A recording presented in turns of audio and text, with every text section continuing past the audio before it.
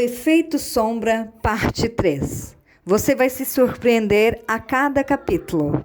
Cacá Lima, se inscreva no canal, curta e compartilhe. Um beijão, bom dia. Você vai se surpreender com esse livro maravilhoso a cada página que eu ler. Agora eu vou ler A Sombra Coletiva. Nomear a sombra não foi o maior feito do Jung, nem a teoria dos arquetipos. Sua maior realização foi mostrar que os seres humanos compartilham um self. Quem sou eu depende de quem somos nós. Seres humanos são as únicas criaturas que podem criar um self. Na verdade, nós precisamos criar um, pois o self nos dá um ponto de vista, um foco ímpar do mundo.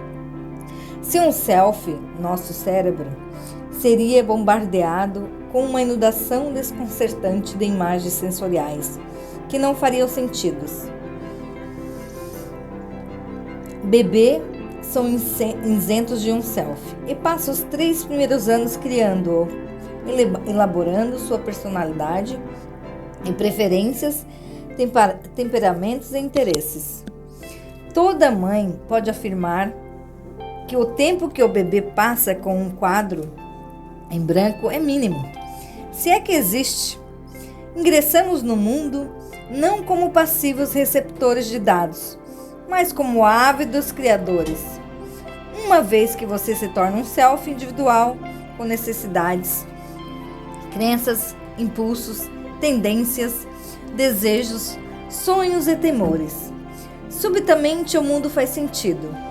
Eu e meu eu existe por um motivo: para lhe dar um direito pessoal no mundo. Todos temos um self e nos empenhamos muito em defendê-lo, em defender seu direito de existir. Mas nossa criação é frágil. Experimentamos crises pessoais, tais como a morte súbita de uma pessoa amada, ou a descoberta de que estamos gravemente doentes. Qualquer crise que ataque nosso senso de bem-estar também ataca nosso senso de self. Se você perde sua casa, ou todo o seu dinheiro, ou o seu parceiro, esse acontecimento externo envia mensagem de medo e dúvida ao self. A qualquer momento em que você sente que seu mundo está ruindo, o que realmente está ruindo é o self e a sua confiança, que compreende a realidade. Leva um tempo até que a frágil personalidade do ego se recupere. Temos muita sorte de que este antigo provérbio seja verdadeiro. Almas dobram, mas não quebram. Pelo fato de que não sabermos como criar o self, a qual nos agarramos tão desesperadamente. Ele pode nos surpreender e impressionar. Freud causou uma imensa surpresa ao dizer que o self tem uma dimensão oculta, repleta de ímpetos e desejos que mal reconhecemos. Depois de se tornar um dos mais proeminentes discípulos de Freud, Jung percebeu que o mentor cometera um engano. O inconsciente não tem a ver com o eu, tem a ver com o nós. Quando uma pessoa tem impulsos e ímpetos inconscientes, eles vêm de toda a história da raça humana. Segundo Jung, cada um de nós está ligado a uma consciência coletiva. Como ele assim chamava, a noção de que você e eu criamos nossos selfies separados e isolados é uma ilusão. Penetramos um vasto reservatório humano de aspirações, impulsos e mitos. Essa inconsciência compartilhada é aonde também reside a sombra. Algumas pessoas são sociáveis, outras não, mas ninguém pode viver fora da self coletivo. Nós é um lembrete constante de que o homem algum é uma ilha. Jung removeu a superfície social para expor a dimensão oculta de nós. Chamar esse reino de inconsciente coletivo talvez tenha feito parecer mais técnico, mas o self que você e eu compartilhamos com todo mundo é fundamental à nossa sobrevivência. Pense nas maneiras como você recai no self coletivo. Aqui estão apenas algumas. Quando precisa de apoio da família e dos amigos mais próximos. Quando ingressa em um partido político. Quando se oferece como voluntário a uma instituição de caridade ou uma comunidade. Quando escolhe lutar por seu país ou defendê-lo. Quando se identifica com sua nacionalidade. Quando pensa em termos de nós versus eles. Quando o desastre ocorrido em algum lugar o afeta pessoalmente. Quando é apanhado pelo medo coletivo. É uma fantasia acreditar que você pode optar por sair do nós, mesmo quando todos tentamos fazê-los. Simpatizamos com os outros grupos étnicos, mas também nos sentimos diferentes, separados e às vezes melhores. Nas crises queremos que nossos familiares fiquem o mais perto possível. No entanto, em outras ocasiões, persistimos em ser indivíduos com uma vida fora da família. A coalizão entre eu e nós é inquietante. Jung a tornou ainda mais inquietante. Quando se trata de sombra coletiva, as pessoas lutam para sair dela. A sociedade nunca vai parar de se deslocar em direções que reprovamos. Mas isso, na verdade, é mais difícil do que optar por abandonar um papel familiar. De fato, a família é apenas a primeira unidade ou nível coletivo de self. Aquele que tendemos a enxergar com razoável facilidade. No Réveillon, você pode anunciar que mudou, que não merece ser tratado como uma criancinha mimada ou um adolescente rebelde. Pode achar que está sendo ouvido? Sua família pode ser investido muito para mantê-lo em sua caixa velha. No entanto, a sociedade é ainda mais rápida e menos compreensiva. A sociedade tem seus ganchos invisíveis em todos nós. Você se torna uma pacifista em tempos de guerra. Essa é uma escolha individual. No entanto, isso não o extrai automaticamente da sombra coletiva. Onde a guerra nasceu do ódio, do preconceito, do ressentimento, de antigas mágoas e da zona vulnerável e sombria do nacionalismo. Talvez o termo depreciativo, memória racial, seja viável, embora nos faça sentir extremamente desconfortáveis.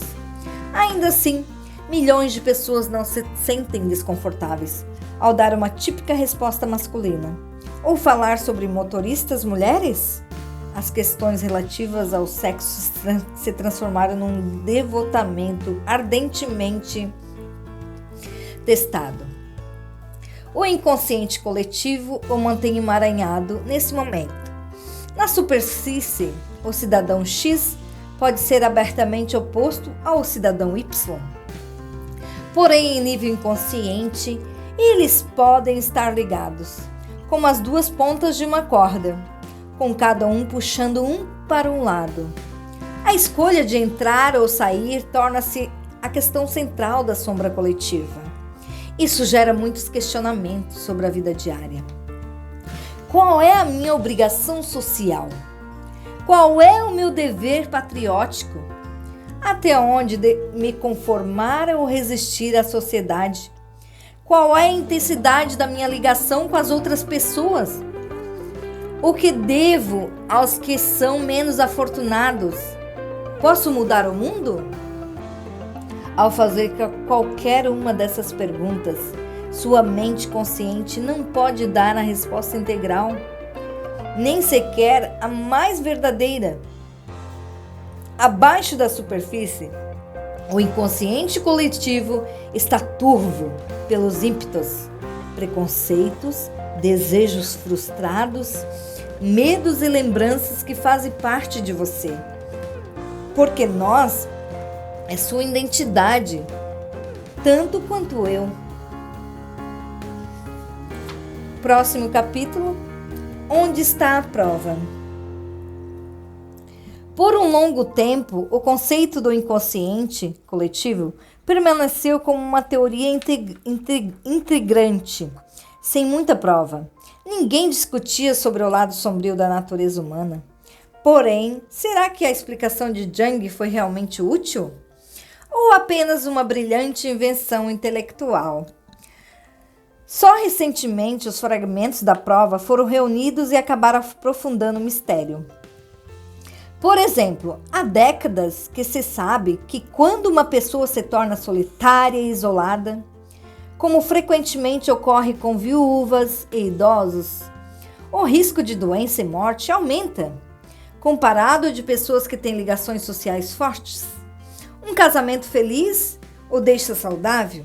Em princípio, essa descoberta foi difícil de aceitar, porque pesquisas médicas não viam ligação alguma entre um estado mental e o corpo. Como poderia o coração ou uma célula pré-cancerígena em algum lugar no corpo saber como a pessoa se sente? Foi preciso a descoberta das chamadas moléculas mensageiras para demonstrar que o cérebro traduz cada emoção em um equivalente químico. À medida que as moléculas mensageiras percorrem a corrente sanguínea, circulando através de centenas de bilhões de células, a infelicidade ou a felicidade é transmitida ao coração, ao fígado, intestinos e rins.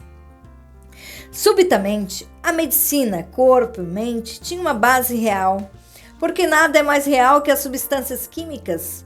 Mas Jung propunha que a infelicidade ou a felicidade poderiam ser compartilhadas por grupos inteiros de pessoas. Porque a violência em massa irrompe no Iraque ou em Ruanda. Podem encontrar explicações antigas, disputas feudais e conflitos sectários. Será que eles estão armazenados na inconsciência coletiva? Ou as gerações de pais dizem aos filhos que mantenham vivos os rancores? Não adianta nada sacudirmos a cabeça e nos colocar contra o comportamento bárbaro e incivilizado. Os maiores banhos de sangue da história ocorreram durante as duas guerras. Milhões de soldados civilizados marcharam rumo à morte.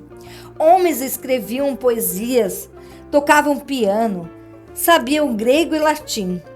Depois a Europa olhou para trás e classificou a matança como insana. Mas as pessoas sãs comandaram e morreram na guerra. E os opositores que protestaram foram presos ou punidos, sendo mandados para a linha de frente como médicos. Em uma ironia trágica que matou muitas pessoas que odiavam a guerra, aquelas que mais queriam evitá-las. O inconsciente tem um objetivo, que é nos manter inconscientes. Às vezes, o conhecimento dá uma espiada mesmo assim. Em uma famosa experiência realizada em Stanford, psicólogos remontaram as condições de uma prisão para tentar entender como os guardas tratavam os prisioneiros. Os universitários foram divididos em dois grupos, condenados e guardas. Lhes foi dito que poderiam interpretar seus papéis de maneira que quisessem. Os psicólogos esperavam ver mudanças marcantes no comportamento de cada grupo. No entanto, a experiência teve de ser interrompida depois de poucos dias. Os alunos do papel de guardas começaram a maltratar severamente os prisioneiros, chegando ao ponto de humilhá-los e serem acusados de abuso sexual. Essa falha estarrecedora na experiência fez surgir a teoria do cesto de maçãs podres. A antiga forma de pensar dizia aos psicólogos que uma maçã ruim pode forçar um grupo a agir mal. O bom senso diz que um líder de gangue pode induzir seus seguidores passivos a cometer crimes. Trotes de faculdade vão longe demais, porque um pequeno núcleo de maçãs ruins faz pressão sobre os outros. No entanto, a experiência em Stanford contou uma história oposta. Todos os participantes eram bons garotos, que estudavam numa prestigiada universidade. O deslize de comportamento não ocorreu porque eram maçãs ruins, mas porque estavam em más condições, o que permitiu que forças sombrias emergissem. O que os psicólogos estavam vendo era simplesmente uma incubadora da sombra. e as condições que favorecem o surgimento da violência grupal foram catalogadas. A sombra, ela pode emergir quando há total anonimato, como frequentemente ocorre quando, em vez de indivíduos, as pessoas se tornam rostos na multidão. Essa perda de individualidade aumenta se não houver consequências para a má ação.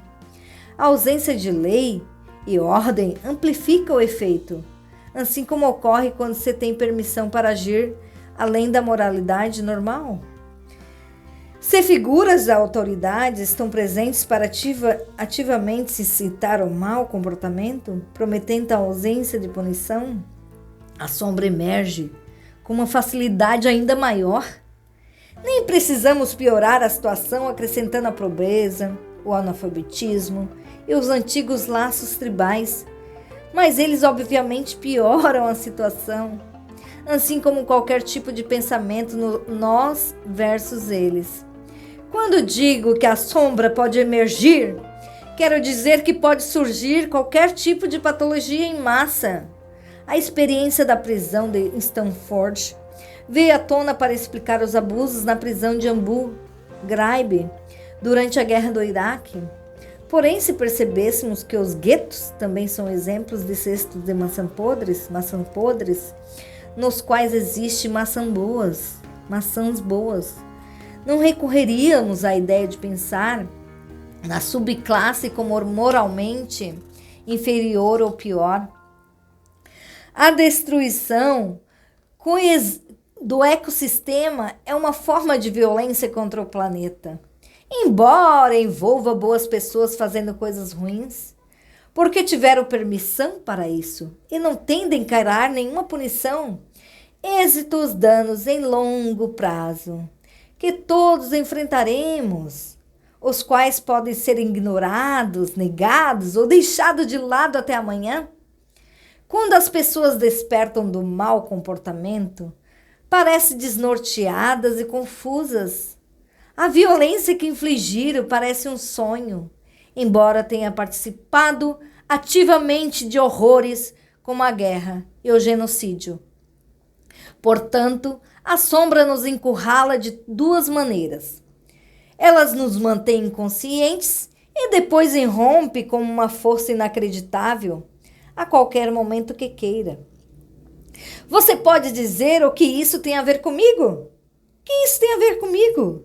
A maioria de nós não participou de uma erupção da sombra, como ocorreu em Abu Ghraib. Em vez de empatia pelos soldados que cometeram abuso de poder, buscamos bodes expiatórios para punir, pois é mais fácil conviver com a explicação da maçã podre. No entanto, quando você faz algo inocente, como dirigir seu carro, está despejando mais de 8 quilos de dióxido de carbono no ar, um gás que coloca o planeta em perigo. Como sociedade, poderíamos corrigir esse mau comportamento em alguns anos, se nós dispuséssemos a isso. As soluções já existem, desde carros menos poluentes e transporte coletivo, até combustíveis alternativos. Por que não as exploramos inteiramente? Porque permanecer inconsciente é mais fácil? Claro! Céticos têm o direito de frisar que tudo isso ainda não prova a existência de um inconsciente coletivo. Onde está a prova de que membros de uma sociedade são invisivelmente ligados, sem palavras, nem impressão de amigos que os unam? Um novo campo da sociologia está estudando o contágio social, um fenômeno profundamente misterioso, que podera modificar tudo o que pensamos sobre nosso comportamento. Todos temos experiência em relação à moda e tendências passageiras. Do nada, todos parecem fazer algo novo, seja mandando mensagem de texto ou acessando o MySpace ou o Twitter, ou brincando com um novo videogame. As modas passageiras são um comportamento contagiante que você pega de outras pessoas. No entanto, ninguém sabe como o comportamento se torna viral. O que faz um grupo de pessoas decidir se comportar da mesma forma? Essa se torna uma questão médica crucial se você quer que um grupo pare de fazer algo danoso. Se quer persuadir jovens a não fumarem, por exemplo, ou a população em geral para conter a obesidade, o trabalho mais avançado nesse campo veio de 2 pesquisadores de Harvard, Nicholas Christakis e James Fowler, cujo livro Connect, o Poder das Conexões foi comentado em um recente artigo da revista de domingo de New York Times. Christakis e Fowler analisaram os dados do maior estudo nacional sobre o coração, que acompanhou 3 gerações de cidadãos em Framingham e Massachusetts. Observaram o comportamento de mais de 5.000 pessoas que foram mapeadas segundo 51 ligações sociais com familiares, amigos e colegas de trabalho. A primeira descoberta foi que, quando uma pessoa ganha peso, começa a fumar ou adoece, os familiares mais próximos têm 50% de chance de se comportarem da mesma maneira. Isso reforça o princípio social científico de década: o comportamento se dá em grupo. Todos nós já passamos por isso, pela pressão persuasiva de amigos, observando traços comportamentais que parecem arruinar famílias. O inverso é verdadeiro. Se você andar com uma turma saudável, é mais provável que adote um comportamento saudável. Não é apenas a saúde que está envolvida. Quase todo comportamento pode ser contagioso. No alojamento de uma faculdade, se casualmente você divide o quarto com alguém que tenha bons hábitos de estudos e notas altas, é provável que suas notas melhorem por associação. Mas a segunda descoberta de Christakis e Fowler foi muito mais misteriosa. Eles descobriram que as ligações sociais podem pular um elo. Se a pessoa A é obesa e conhece a pessoa B, que não é um amigo da pessoa B, ainda tem 20% de probabilidade de ser obeso. E um amigo daquele amigo tem 10% de probabilidade. Esses 3 níveis de ligação são válidos para todos os tipos de comportamento. Um amigo do amigo pode deixá-lo inclinado ao fumo, à infelicidade ou à solidão. Embora você nunca tenha conhecido esse amigo do amigo, as estatísticas estão aí para provar. A descoberta de Christakis e Fowler sugere ligações invisíveis que percorrem toda a sociedade. Se a pesquisa deles prevalecer, pense nas implicações. A noção de um inconsciente coletivo foi apresentada há quase um século por Jung. Será que Jung deparou com conexões invisíveis antes que os dados surgissem para respaldá-las? Na verdade, essa é uma pergunta secundária, que deve vir depois da principal. Que tipo de ligações pode existir de forma invisível, sem que as pessoas se falem? Observe o comportamento uma da outra ou mesmo saibam da existência do outro. Trata-se de questões complexas. E estou dando apenas uma dica do quão misteriosas elas são. Mas a nova pesquisa sobre o contágio social é empolgante, porque respalda a noção de que, na verdade, há uma mente que coordena não apenas o modo como as pessoas captam os modismos uma das outras, ou decide imitar-se, não apenas a que distância as células cerebrais sabem o que outras células cerebrais estão fazendo. Mais remotos fenômenos, como os de gêmeos separados por milhares de quilômetros que subitamente sabem que está se passando um com o outro. Esses conectores invisíveis vêm trazendo o inconsciente coletivo a muitas áreas da vida. O contágio social está se transformando em notícia, porque todos gostamos de confiar em dados. Embora a possibilidade de sermos todos integrantes de uma só mente desafie a religião, a filosofia e o significado da própria vida. A sombra, portanto, é um projeto compartilhado. Qualquer um pode ter participação em sua construção. Tudo o que você precisa é a habilidade de permanecer inconsciente. Incontáveis alarmistas acreditam que estão fazendo algo bom. Todo defensor da mãe natureza espera ser homenageado e louvado. Tribos que guerreiam com outras tribos acreditam profundamente que precisam lutar para viver. Resistimos à nossa sombra e negamos sua existência pela doutrinação do passado e pela hipnose do condicionamento social. As experiências da infância geram inúmeros lembretes posteriores. Como isso é bom e isso é mal.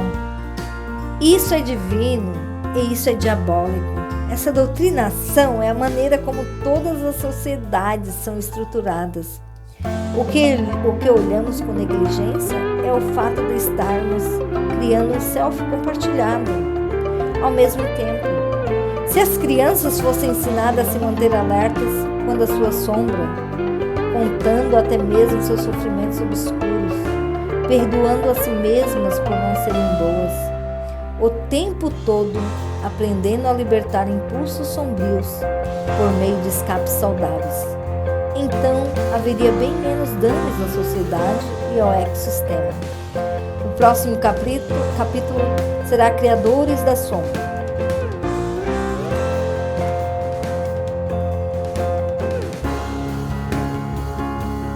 Compartilhe, curte o canal de Cacá Lima. Vocês vão amar cada momento, cada aprendizado que esse livro vem trazendo pra gente. E compre o livro porque é maravilhoso. A gente lê e relê e ainda cada dia mais a gente quer ler. Porque a gente quer autoconhecimento. A gente quer dominar e deixar em equilíbrio a sombra e o bem. Então tá bom, pessoal. Um beijão pra vocês. Aproveite esse livro que é maravilhoso. Um beijão. Fique com Deus. Tchau.